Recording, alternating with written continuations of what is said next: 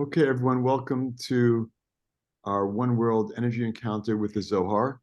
This week's portion is Vayeshev. This also happens to be the first day of Hanukkah. So there's a lot to really connect to. Before we do that, let's invite in the lineage of Kabbalists, the Rav and Karen Michael, Rav Shlag, Rav Brandwein, the Ria Kodesh, the Ramchal, Rabbi Tafon, Rav Mazulai, Rav Menachem Mendel Vitebsk, Rav Kolon Shapir Piasetzna, the Baal Shem Tov, Rav Shimon Bar Yochai and all of his students, Rav Mordechai of Chernobyl, one soul with Yosef Atzadik in Shechem. Also, as I mentioned, it's the first day of Hanukkah, the first of 8 days. And as we connect, so that gives us the access to, we always have access to the energy of miracles. Miracles are in the upper realm. We always have access to the energy of miracles, but the question is, like, why, what's the miracles that are available right now? First of all, what is a miracle? A miracle is like anything like kind of like above nature. What's nature? Well, it's the way, it's the programming. It's what naturally happens. It's a natural course of events. So a miracle is something above and beyond. It's from the upper realm. In the upper realm, miracles are the norm. I'll never forget Michael Moskowitz saying that in the Kabbalah 1 class I took 18 years ago on a cassette that I used to put into the car. And he said, the upper realm is the realm of miracles. Like I had never heard that before. And now we hear it all the time. It's the flow of this universe.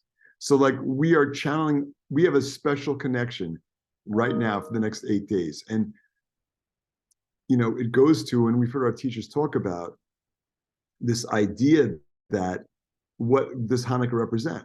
I mean, for a lot of people, it's just commemorating this, this ancient event, over 2,000 years ago, where the Greeks were dominating culture in the lands that they had control over, and they didn't want any other religions around, so they restricted the Kabbalistic spiritual practices, what we know to be Kabbalistic spiritual practices.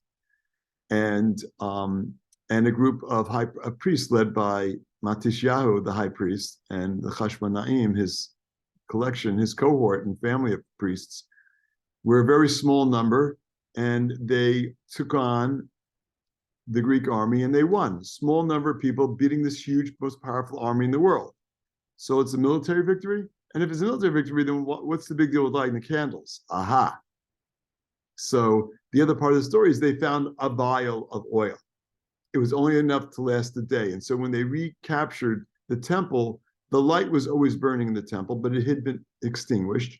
So they recaptured it and they went to light the light, and they could only find one appropriate vial of oil, and it was only enough for 1 day, but they lit it anyhow, and it lasted for 8 days.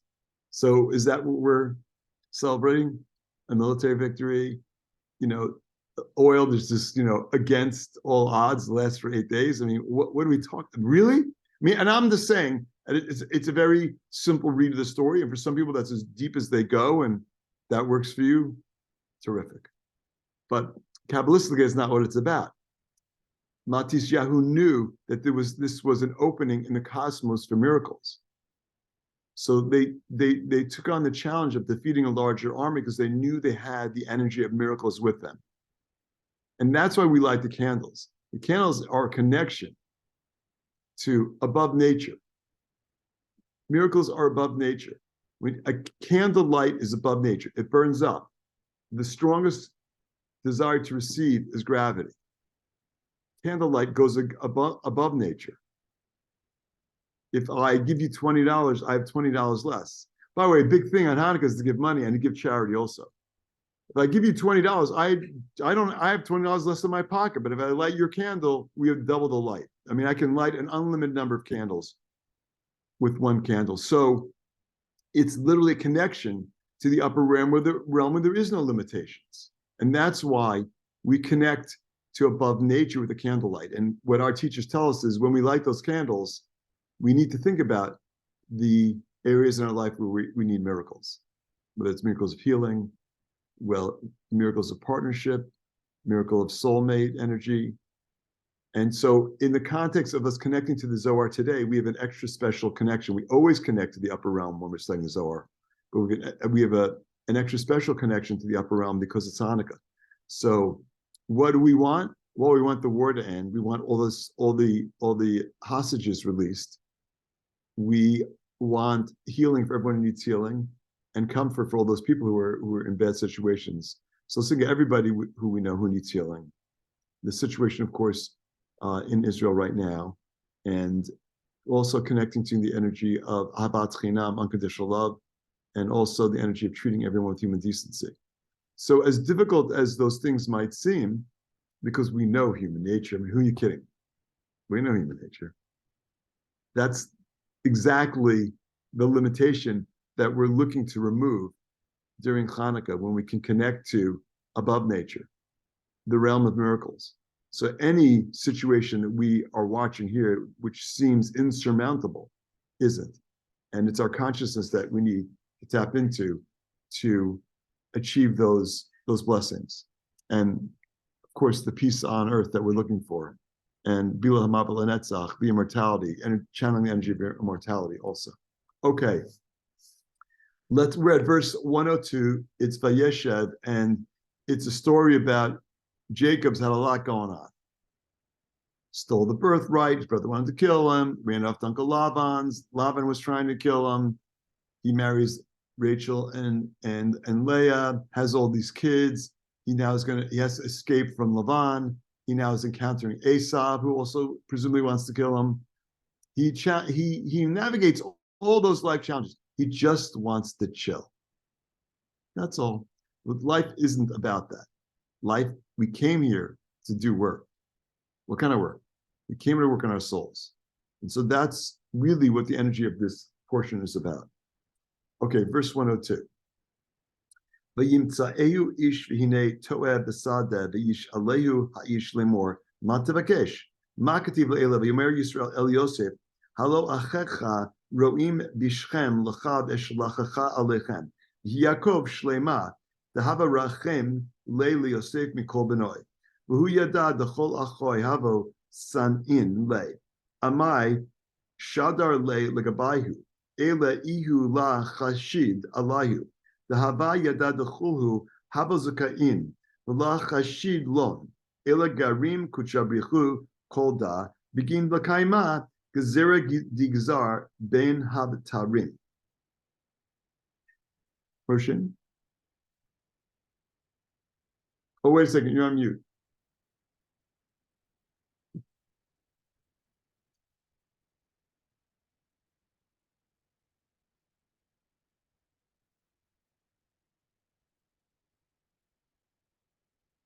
We're experiencing technical difficulty. Oh, there we go. Roshin, can you hear me?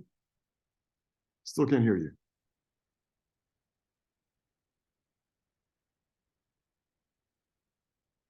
How about now? Better one, better two. It's like an eye exam. Still can't hear you. All right, let's take a break. If you get your audio working, which is not, we'll come back. In the meantime, Ellen, can you read 102? Sure. Thank you. All right, hold on. And a certain man found him, and behold, he was wandering in the field. And the man asked him, saying, "What are you seeking?" Okay, so the context of this story is Jacob sees Joseph Tzaddik. He's a young kid.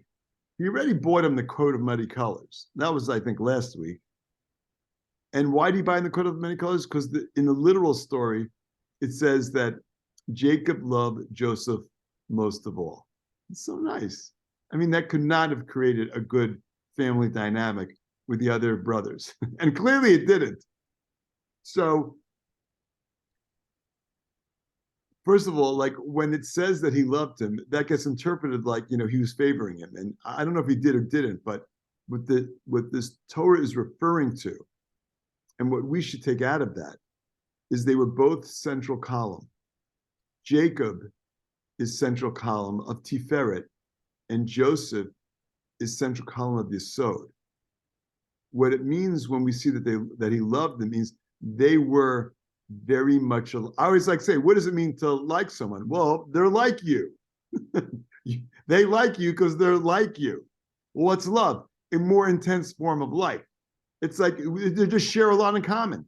So why is the Torah pointed out that way? So we can wrap our heads around it that way. But they're both central column of the 10 Sfirot, specifically the 6 that are right above Malchut.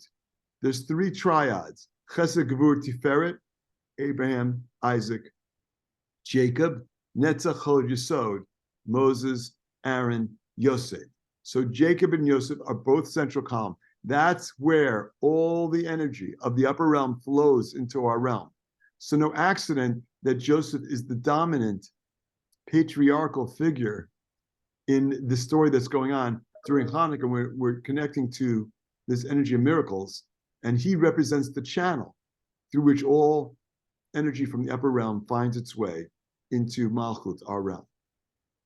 Anyhow, but he's young. He has not gotten to that point yet. He's literally, so his father sees him like, why aren't you out shepherding the flock with your brothers? Like, what's going on? So Jacob sends Joseph out. That's the last time Joseph sees them. Jacob sees them for many years. So it's not just he's sending him to go work with the boys. He actually sent him to go work with the boys, and they wanted to kill him. So on his way, though, he's lost. It's like he doesn't know where he's going. I mean, the literal story is like Joseph's out there looking around the field. He has nowhere to find the brothers. So a man, this is the verse in the context, a certain man found him. Who was that man? Well, what our teachers tell us is that actually that was an angel. So the first thing we should know is that we always have the assistance of our guardian angels, our guides. And Joseph certainly had that guidance. So even though it looks like he was just like wandering around aimlessly, maybe he was, this was about him listening to his guides, and he got guidance his entire life. The story and the narrative isn't always pointing out who he's getting guidance from. But here, in this case, we see that he is getting guidance. And so he says, what are you seeking? Okay, keep going. And the man asked him, saying, what are you seeking? It is written earlier, and Yisrael said to Joseph, do not your brothers feed you to feed the flock? And yeah. In Shem? Come, and I will send you to them. So this is like, that's the earlier part of the story. That's why Joseph ends up wandering around aimlessly in the fields. He's looking for his brothers because his father told him to go tend the flock. Go ahead. Why did the perfected Jacob, who loved Joseph better than his other sons and knew that his brothers hated him, send Joseph to them? Okay, it's a very good question. Why did he put him in harm's way? It seemingly put him in harm's way. Anyone want to take a guess at that? Because he knew about that. He knew who Joseph was, and that he had to go through this to get to be the king of Egypt. Right. He knew that Joseph had to be on the journey. It's not just that he sent him to be with the brothers. He sent him on, he assisted him in getting on the journey that he needed to go on. Remind you of anything else recently playing out in the Torah? Does Rebecca not know that her brother Lavan is not a good guy? And she sends Jacob to go live with her brother? Literally, she sends him. So this is about us being on the journeys that we're on. They're not always pleasant. Those journeys are not always pleasant. But on them is what we came here to do. Life is not always pleasant. The challenges that we encounter are not always pleasant. Did we come here to suffer? No, we did not come here to suffer. We came here to work on our souls. We came here to manifest the best version of ourselves. And so that's why Rebecca sent Jacob to her brother Laban, because she knew that he had to start working on his journey. And that's why Jacob, in turn, sends Joseph to the field with his brothers, who we know hates him, because he knows he's not going to avoid that. He's going to have to work through that. And that's what we're all doing. You want to run away from your destiny. You want to run away from the task at hand. It's going to come after you. And this is why, we talk about in Kabbalah 1, and we talk about a lot of it, we need to embrace the process, even though it's challenging. And it's seriously challenging. And it's going to knock us down. It's going to throw us for a loop. We're going to start questioning everything. We're going to experience uncertainty. But that's what we came here to do. That's the work that we do. Experiencing certainty and working through it assists us in developing greater certainty. Not a Pollyannish view of the world. Not it's not like we're avoiding those things. No, we're processing them. So we need to embrace that process. And Jacob, by sending Joseph on his way, is embracing his process, just like Rebecca was. Hey, David. Yes. I happened to read the next sentence, and I was thinking that, and it says it, so I'm giving away the ending here, that Jacob didn't distrust his other sons. So I was thinking that, we said they hated him, but he didn't send them thinking they'd kill him, right? No, certainly not. Him. Right. I mean, they did something different, but they weren't, I don't think he thought he was going to kill them. No. Or tried to. Or try. Or sell them into slavery, which is what they did. I mean, they give him a rough time. I mean, at a certain level, I don't think this is what Jacob was thinking, but, we can see, he wanted him to develop a thicker skin. You're going to have to deal with those guys. They're your brothers. And it's interesting because to a great degree, the brothers appear to be unified. Joseph is the outlier.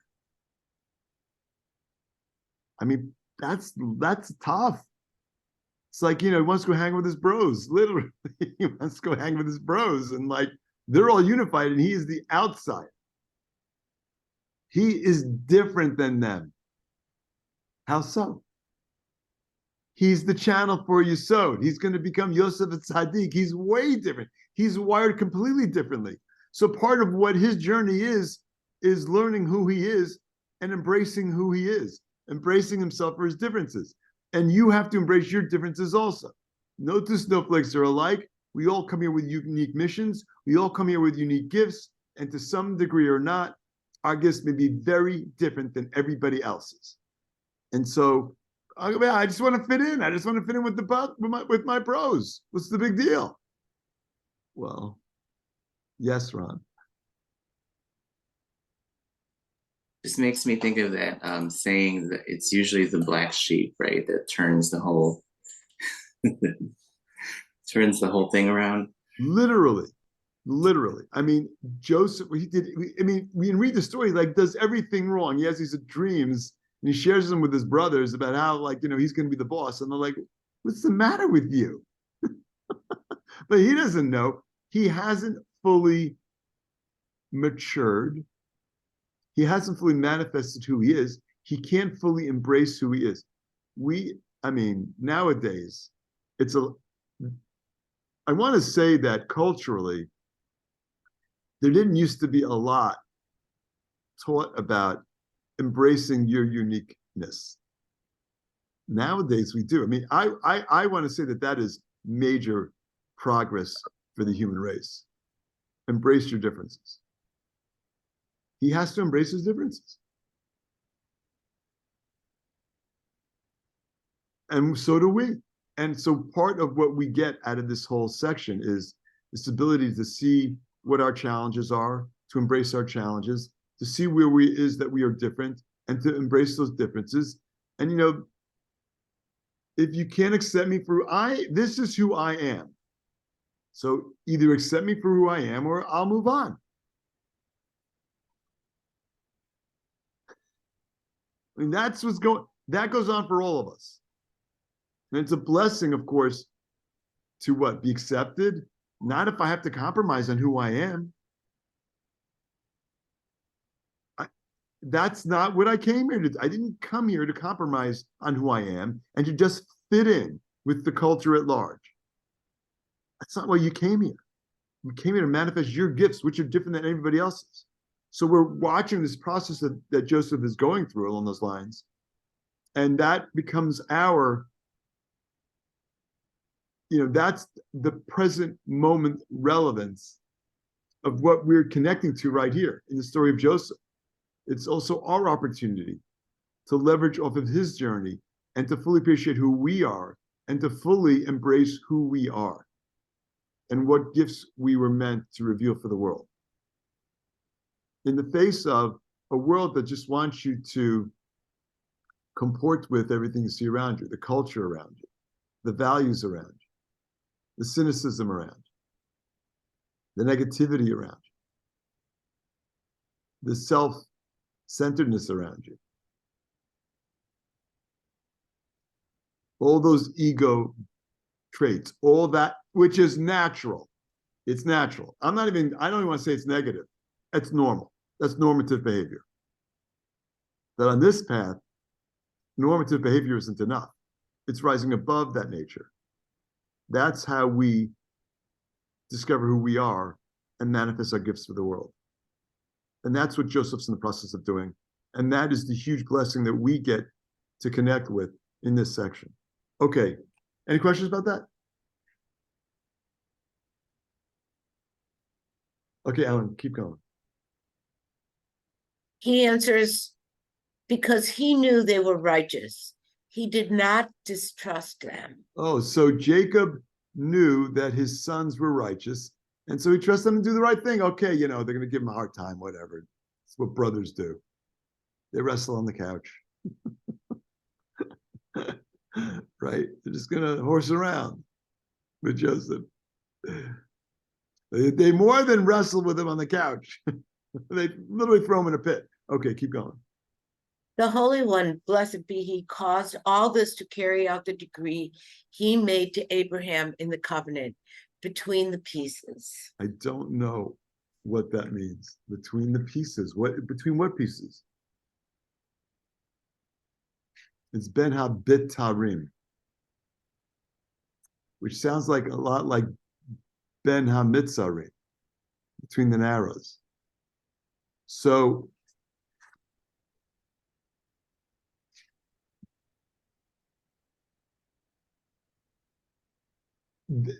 he's not, the Zohar is saying it wasn't even Jacob. It was the Creator who caused all this to caused all this. Jacob sent Joseph on his way, but Jacob is getting the message that he needs to send Joseph on his way. Just like we're getting messages from our guides all the time. So the other theme that running through here between Joseph meeting the stranger, a certain strange man in the field, and the message we see that really Jacob it's not really Jacob that sends him, it's the Creator. When you make decisions, you're getting guidance. Now, admittedly, if I'm getting guidance, then where's my free will? Well, you don't have to accept the guidance. That's your free will. That's an aspect of our free will. But when we start looking for the ways in which we can rise above nature, we will get assistance. And that we want that assistance. It's hard to figure out what to do. It's hard to figure out what my next step should be. I only heard this recently from one of our teachers. I think it was David Gam. When you make a mistake, it was the Creator that forced you to make that mistake. I'm like, what? I mean, think of the worst thing you've ever done. It's the creator that forced you to do that. This is a good reason not to judge people for their mistakes. Because the creator forced them, do not take it personally. It's the 4 agreements, right? One of them is the first one, I think. Don't take it personally. If someone just insulted me, like I cannot believe what they said to me, creator forced them to do that. Now, in their movie, they have to deal with the consequences of what they said. And in our movie, we have to deal with the consequences of what was said to us. But that was part of the contract we made with the creator. And so here, when we asked to come here to work on our souls. So here it's like, hey, creator made a covenant, an agreement with Abraham. And so this story is playing out the way it is because of the deal that he made with Abraham. Okay, let's continue. 103. Ashkachna besifrei kadma'a devayan Elaine b'nei Yaakov l'shalta aloi ad la yechot l'mitzrayim de'ilu hu yechot l'mitzrayim de'inu la shaltu be bekadmeta Yachle mitzrae l'shalta'a la'amin alayhu Yisrael yitkaima be beyosef izdabak la'avra de'inun shaltu aloi ve'afagav Yosef hava malka levatar u'mitzrae havo abdin le Ishtakachu Yisrael deshaltu al kulhu. Just remember, the worst thing you did, the creator pushed you into it. The creator forced your hand. Okay, Ellen, 103. We have found it stated in ancient books that it was imperative that the sons of Jacob have mastery over Joseph before he descended to Egypt. I'm thinking along those guys, what a bunch of jerks they were to Joseph. Oh, no. They had to have mastery over Joseph. So Joseph is showing up saying the most inappropriate things to his brothers because he has to entice them into having mastery over him. Not unity, mastery. What? So it's like, let's not blame the brothers. It had to play out this way. Keep going. For if he had gone there before they dominated him, the Egyptians would have ruled over Israel in perpetuity, and Israel would not have been able to leave. So the whole point is, we have to go to Egypt. But without the aspect of the relationship between the brothers and Joseph, where the brothers are dominating Joseph, without that key factor, we never get out of Egypt.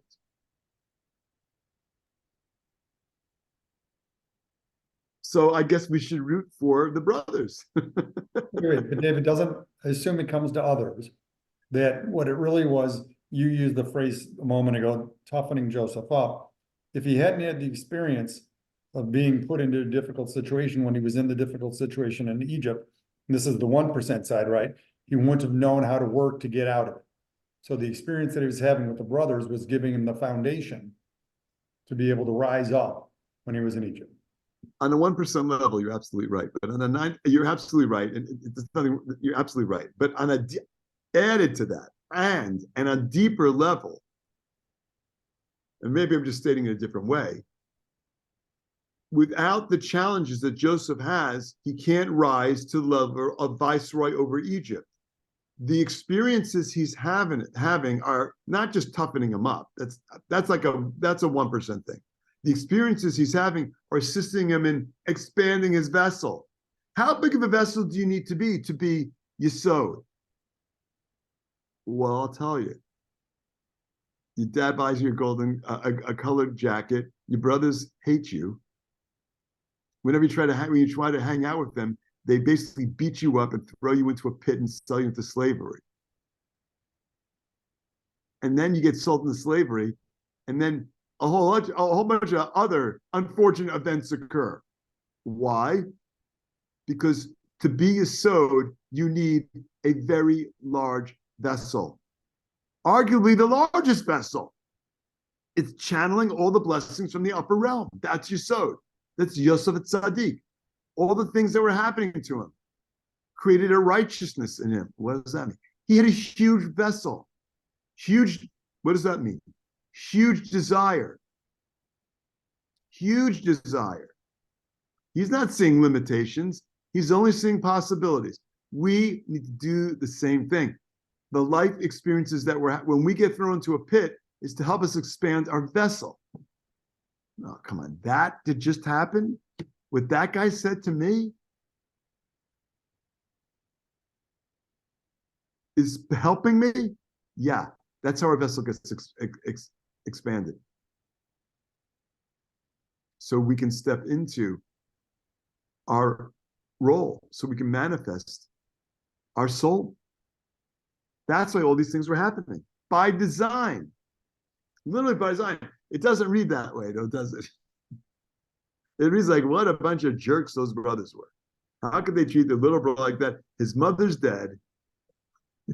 So he doesn't have a mom, and his brothers treat him terribly. They want to kill him. Wow.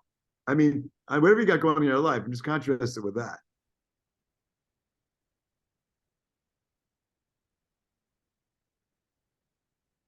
Okay, keep going.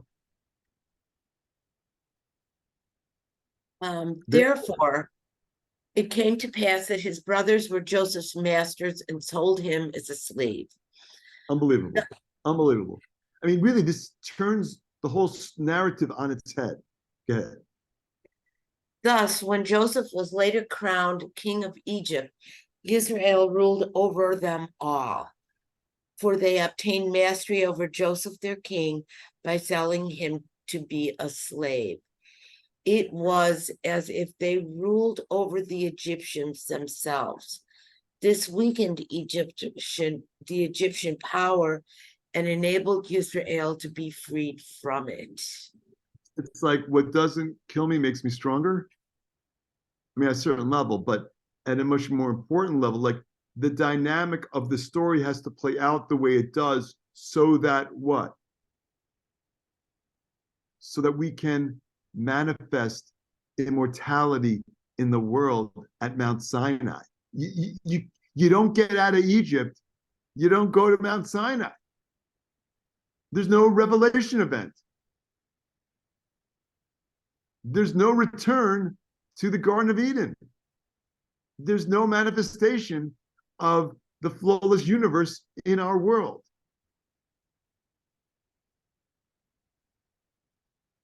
I mean, that's what we're saying. And especially apropos to today, where the world looks so messed up. Let's not judge. Not judge? You're kidding me.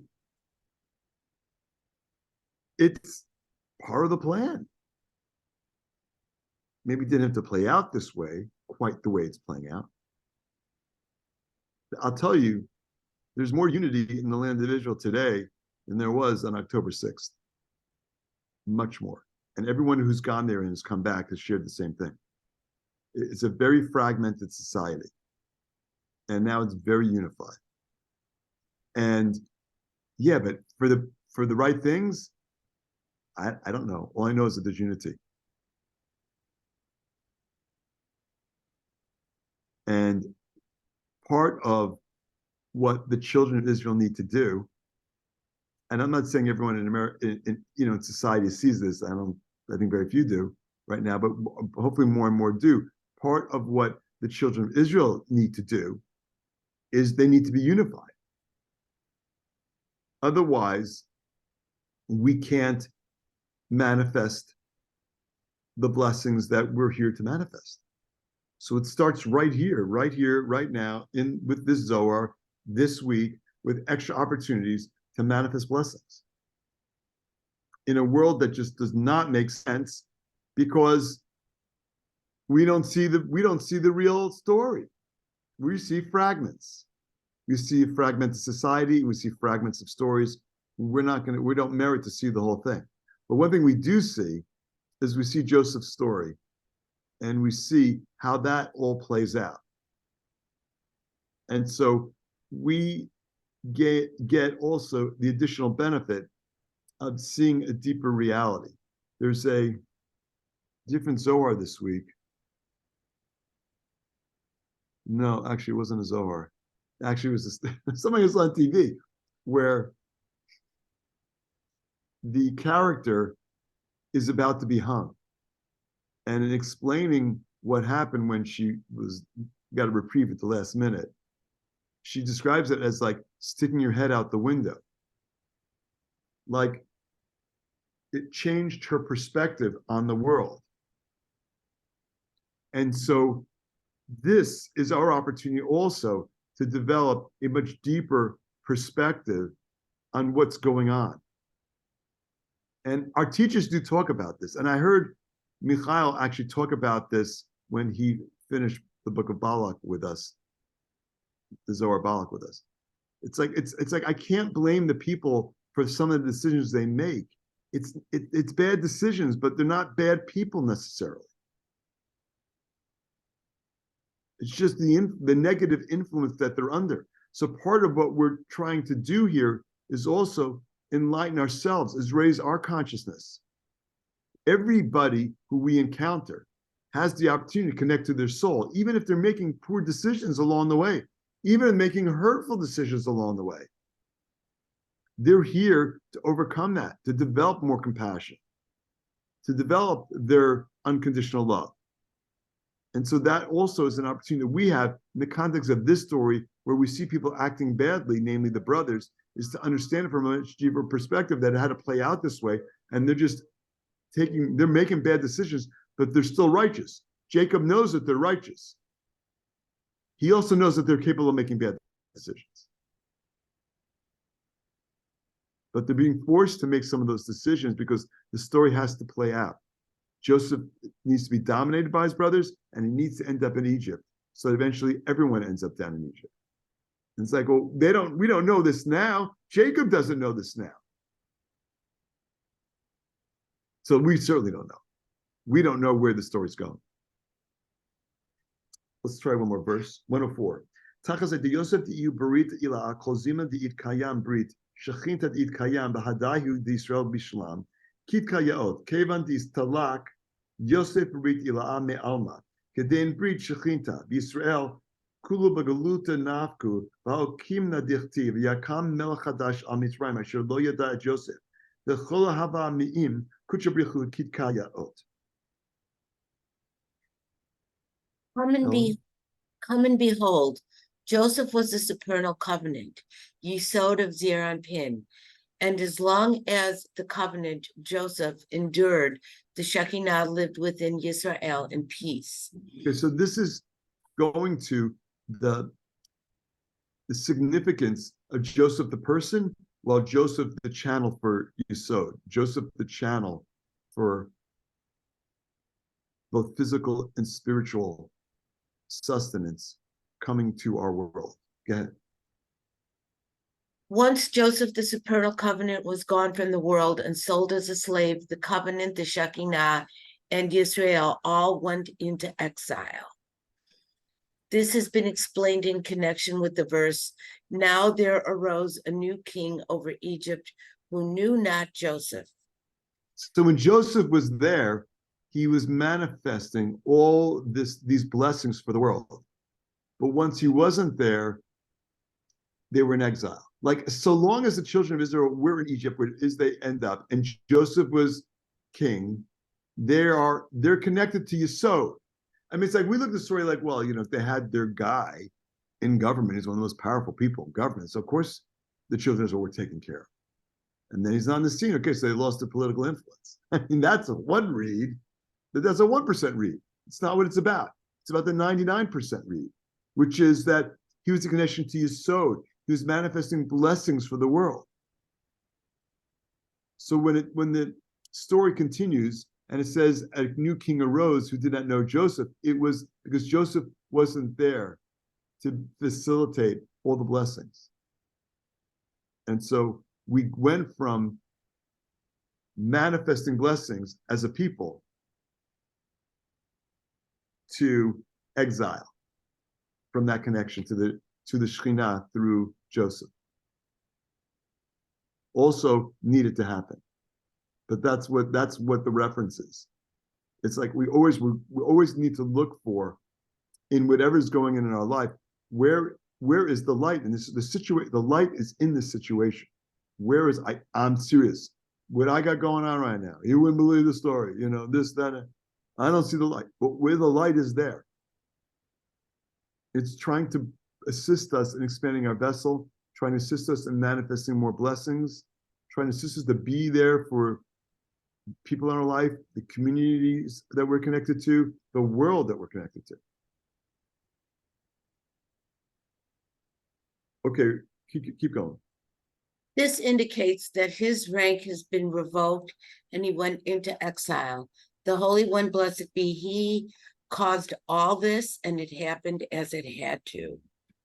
And so too with our lives. Everything that's going on is part of the plan. So, I mean, my simple metaphor, it's like you're dealt a hand. You can argue with the cards, but it's not going to matter. We still have to play that hand. And it's not, the metaphor falls short because it's not any hand. It's the things that we've been dealt are there to assist us in expanding our vessel and in manifesting more blessings in the world. And so we do that as individuals, and we do that as a group. When we study the Zohar, we are, the more we're unified in the study that we have, also this whole experience with the help of the light is also manifesting blessings for the world. Okay, everybody. Chanukah Sameach. Connect to those miracles. Love you all. Shabbat Shalom. Shabbat Shalom, Hag Sameach. Chag Sameach, Shabbat Shalom, Chag Sameach. Shabbat Shalom.